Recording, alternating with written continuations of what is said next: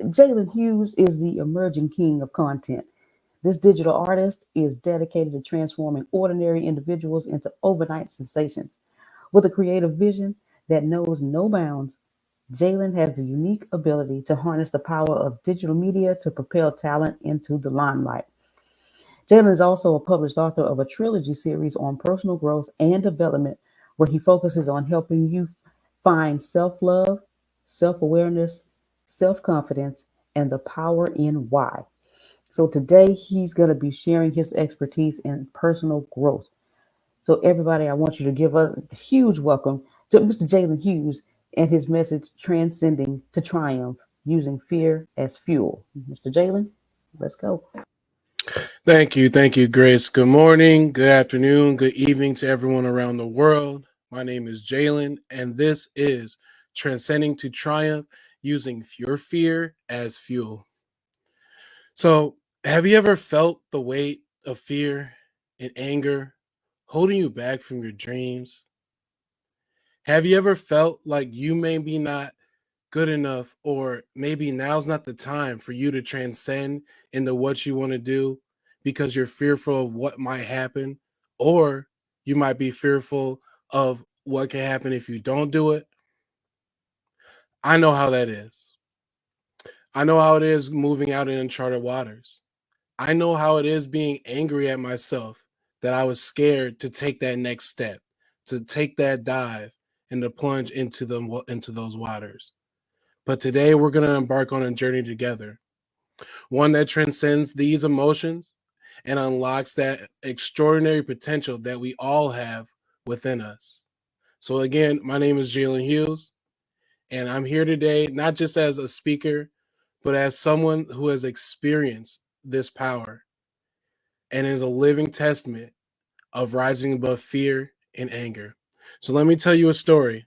When I first got out of high school, I went to go play D1 baseball at a college.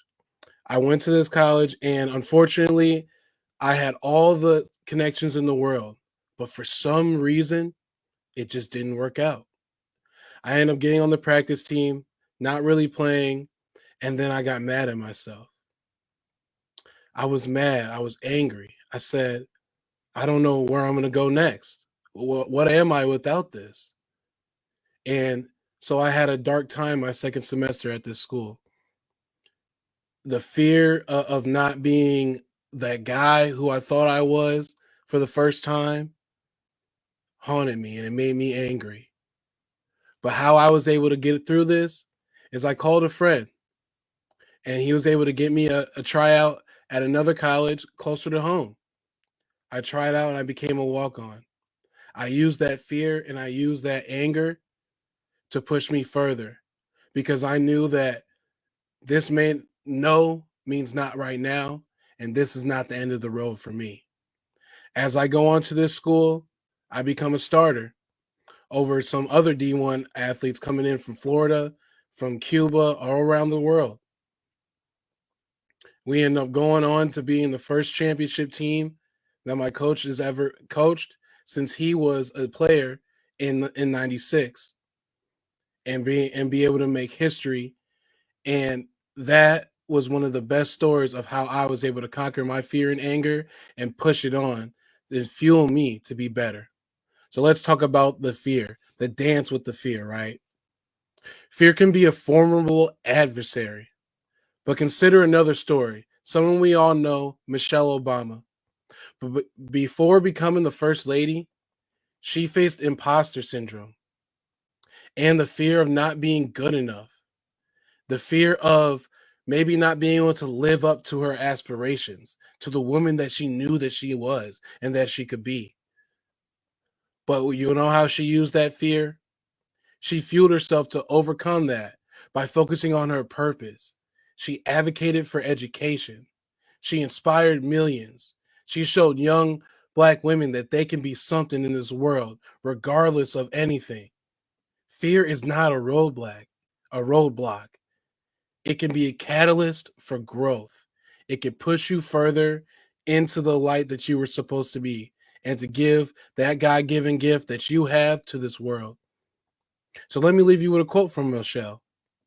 You may not always have a comfortable life, and you will not always be able to solve all of the world's problems at once, but don't underestimate the importance you can have, because history has shown us that having courage can be contagious and hope can take a life of its own. That was so powerful. So let's move on to anger. I know we've all had a time where anger took us to the next level, where maybe anger made you feel inadequate, or it made you feel like you have to lash out because, man, that got me messed up, right? Anger can do a lot to you, but let's not use it in a negative sense. Let's use it in a positive sense. When harnessing anger, it can become a force for positive change as well. Look at the life of Gandhi. He channeled his anger of injustice into a nonviolent movement for India's independence.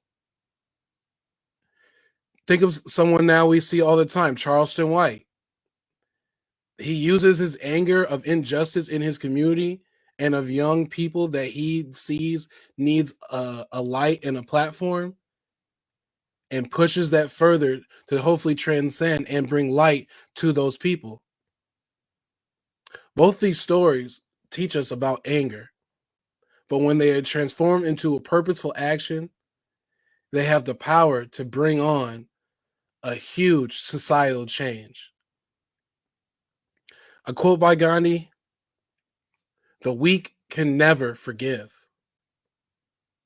Forgiveness is the attribute of the strong." So let's talk about setbacks. We've all been through it. We've all felt that there was something that just it was supposed to work out and it never did. Maybe it was a relationship. Maybe it was a job. I'm going to go all out. I'm going to stay here for a year. I'm going to do everything I can do, and it doesn't work out.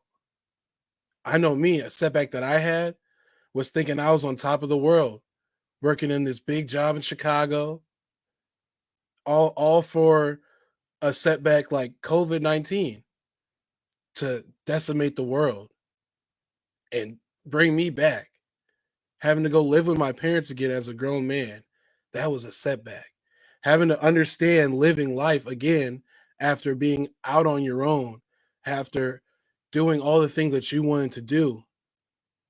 But in that time, I used the fear of what's next and my anger of how the world treated me to transform my setback and to fuel me further. During that time, I ended up going to college.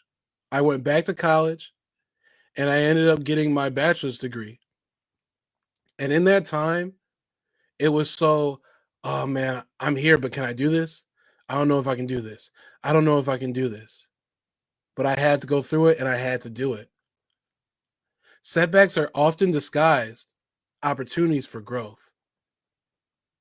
That setback that I had made me grow further, brought me to the man I am today, and fueled this inner passion to not only help others, but to give them a chance to see the light in their lives.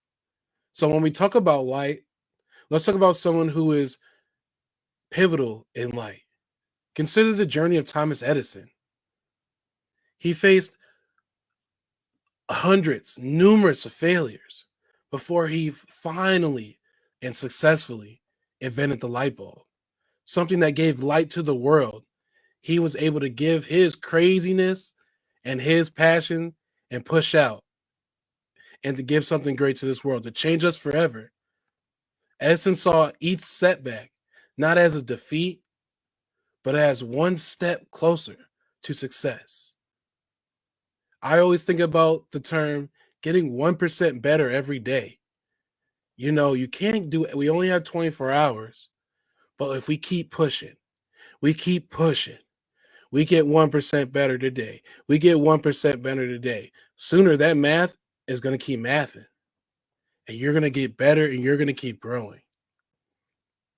His resilience and determination paved the way for groundbreaking innovations that changed all of our lives. Because I'll be honest with you, don't think I'm gonna be sitting up in this house with just with candles everywhere, not being scared I'm gonna burn this house down. I'll just be honest. And if that's the case, we need to pay these firemen more. But that's another story. But let me leave you with a quote from Thomas. Our greatest weakness lies in giving up. Let me read that back again. Our greatest weakness lies in giving up. The most certain way to succeed is always to try just one more time. You have to get up. You have to transform. Do it one more time. So let's talk about how we do this. Let's talk about some tools to overcoming this fear, right? We all want the tea. We all want the tools. Equipping ourselves with tools to face fear is crucial. Take an example of someone who I personally look up to and is one of my mother's favorite she's not an artist, but favorite athletes to today, Serena Williams, a tennis legend, a beautiful Black woman, and a pioneer, not only in sports, but in culture. She battled the fear of failure. Through mental resilience and dedication, her and her sister were able to push into uncharted waters and become pioneers in tennis. Serena overcame self-doubt to become one of the greatest athletes, actually, of all time. Tools like this, like visualizing, positive self-talk, self-help, taking books, reading, getting the good self and positive, consuming good things, that's how she empowered herself to conquer her fears. And that's how you will have to empower yourself to become the best version of yourself. You can't be scared to push to the next level. If you want to get to the next level, you have to be willing to not only do what others aren't willing to do, but also be willing to change. Because a lot of times what you did before might have worked, but it's not going to work for your better self, for your next self, right? So let's leave you with another quote from Serena. I really think a champion is defined not by their wins, but how they can recover when they fall. It's all about getting up. How do I get up and go again? How do I brush that skin knee off, put some it's not ibuprofen. Well, take some ibuprofen, put some Neosporin on it, and get out there and keep kicking. Or get out there and keep skating. Or how do I get punched in the face by no's, by I can't do this, by you're not good enough, by I don't want your product, but get out there and keep selling. That's what it takes. That's the determination that you need to really go where you want to go. So how can you harness this anger and this fear and make it a catalyst? Anger, when channeled wisely, becomes a catalyst for change. It sparks rebellion and action to those who experience it. When we look back in life, all these people who rebelled or took action or were told they were different or crazy, those are the people who changed our lives forever. So if you've been told that, that's okay, because the person that can't go where you're going can't see the vision.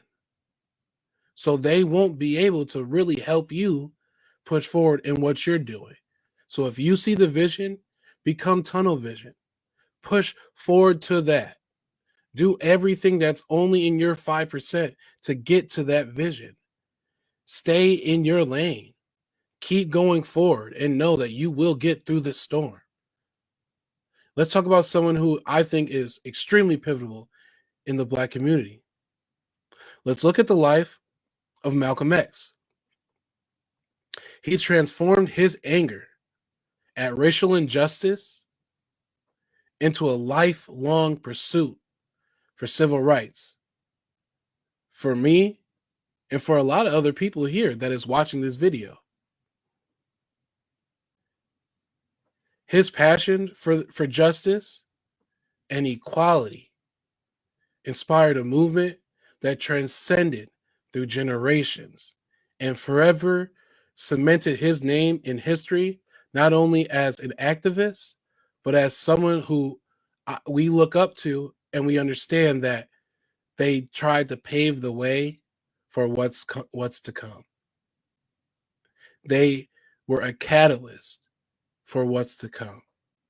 They used their anger and their fear of their situation to fuel them to become the best person they can be, not only for themselves, but for also everybody, because they knew that their gift to this world was to start something. So I challenge you to look at yourself. What is your gift to this world? And how can you use your anger or your fear to be a catalyst to give that gift to this world and to also help transcend for generations to come? Help put a legacy on this earth that you did what you were supposed to do. Malcolm X's story teaches us that anger, when fueled by a noble cause, can drive meaningful societal and political transformations. The future belongs to those who prepare for it today, by Malcolm X.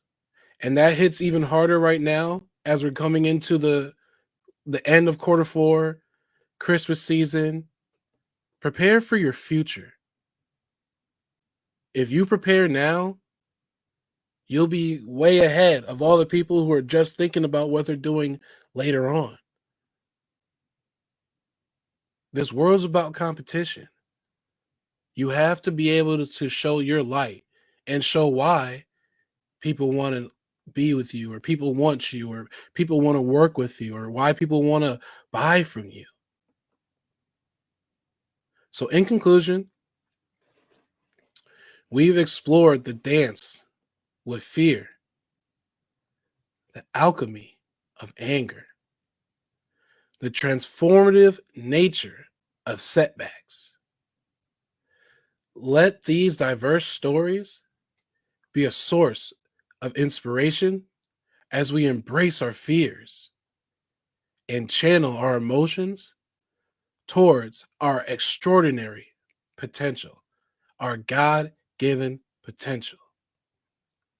Fear and anger are not barriers. They are the raw material for our greatest achievements. And sometimes missed opportunities are exactly what you needed in the end. The greatest fear in the world is of the opinions of others. And the moment you are unafraid of the crowd, you are no longer a sheep. You become a lion. A great roar arises in your heart, the roar of freedom by Osho. So before I let you guys go today, or tonight, wherever you are in this world, again, we are global. Remember some wisdom from another activist that we know called Maya Angelou. You may not control all the events that happen to you, but you can decide not to be reduced by them. Embrace your fears, harness your anger, and step into the limitless potential that awaits. Thank you for joining me on this transformative journey. Let's rise above and unleash our extraordinary selves and give our God-given gifts to the world. And remember, You internally possess the power to do whatever you want in this life, but how will you use that power? Thank you.